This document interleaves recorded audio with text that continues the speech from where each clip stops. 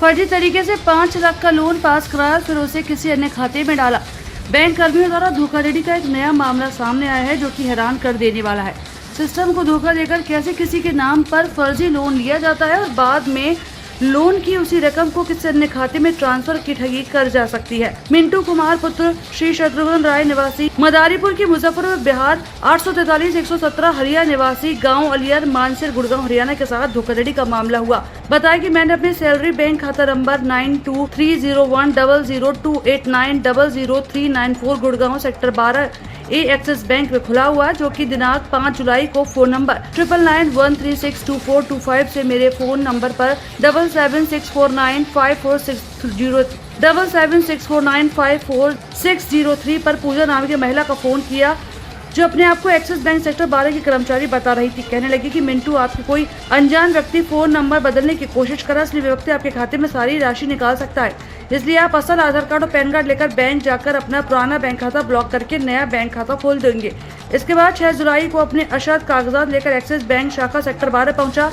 असल आधार card pan card लेकर नया बैंक खाता खोलने के लिए गया। उसके बाद कहने लगी कि अपने बैंक खाता जो पुराना है आज ही ब्लॉक कर दो, आज के बाद पैसे आ सकते हैं लेकिन निकाल नहीं सकते। पूजा कहने लगी कि यहाँ पर नेटवर्क नहीं आ रहे, अपना फोन हमें दे दो और बैंक के बाहर जाकर OTP लेते थे। नया बैंक खाता खोलने के बाद ही त्वरित इंस्टेंट किट दिया गया। उसके 10-15 मिनट बाद मुझे मेरा फोन वापस दिया गया, लेकिन जब मैंने अपना फोन चेक किया तो उसे बैंक की तरफ से आने वाला OTP मैसेज कोई भी बैंक खाता खोलने के पाते हैं नहीं आया था। मेरा पुराना खाता बंद हो चुका था, नए खाते में 15,000 रखाए जमा कराने के लिए कहने लगे, वह भी मैंने जमा कर दी। इसके बाद 25 जुलाई को पूजा बैंक कर्मचारी का फोन मेरे पास आया। कहने लगी कि मिंटू, आपके खाते में किसी अनजान व्यक्ति के मोबाइल नंबर ईमेल ID बदलकर पुराने खाते से 5 लाख रुपए का लोन पास करवा लिया गया है। जब 29 जुलाई को बैंक पहुंचा तो पूजा ने बताया कि आपके खाते से किसी अनजान से 5 लाख इन चेक का लोन भी निकाल लिया है। उसके बाद पूजा बैंक मैनेजर अनिल के केबिन में गई और आपस में बातचीत की। फिर बैंक मैनेजर अनिल मुझसे कहने लगा कि आपके साथ मेरे थाने के लिए चला और गाड़ी बैठाकर थाने जा रही थी कि रास्ते में मुझसे कहा कि आपने पुलिस वाले पूछी क्या हुआ, तो आपको यही कहना है कि बैंक खाते के साथ फ्रॉड हुआ है, बैंक का कोई दोष नहीं है, उसके खिलाफ मुकदमा दर्ज करवाना है। मेरा पुराना खाता नंबर 9230100259000394 दिनांक के आए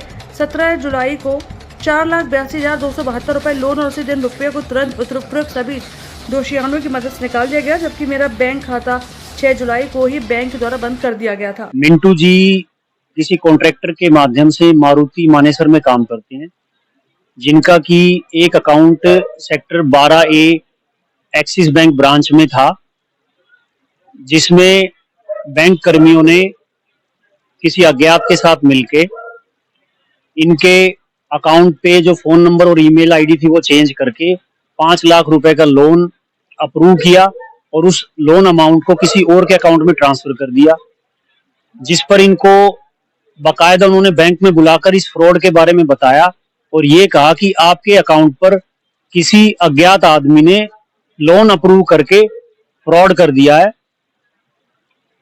और जिन बैंक कर्मियों ने पिंटू जी को बुलाकर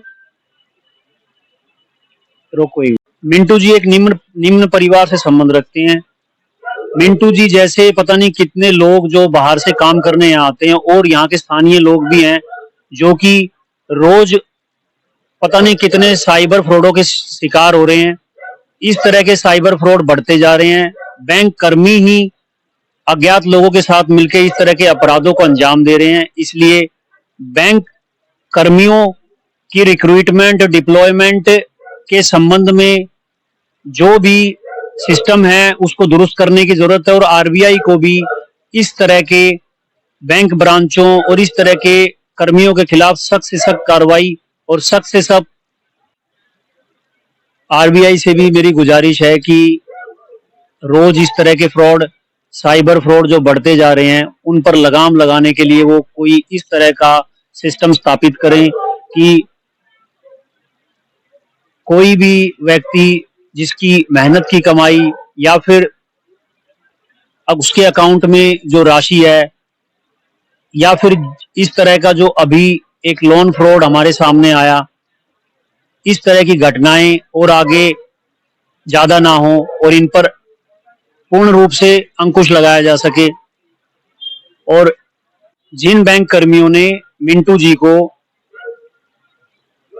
अपनी सेक्टर 12A एक्सिस बैंक की ब्रांच में बुलाया और इनकी ओरिजिनल आधार, पैन और मोबाइल लेकर इनके सैलरी अकाउंट में ईमेल आईडी और फोन नंबर चेंज करके फ्रॉड किया।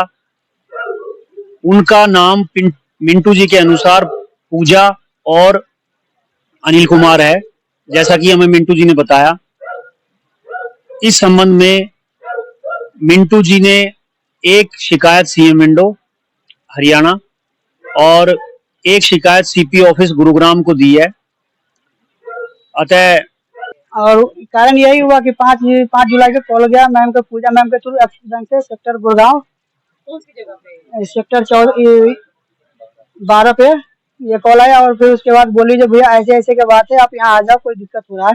तो फिर मैं 6 तारीख को यहाँ आया मैम के पास। तो मैम बोली जो आपके साथ कोई नंबर छेड़खानी करने का कोशिश कर रहा है।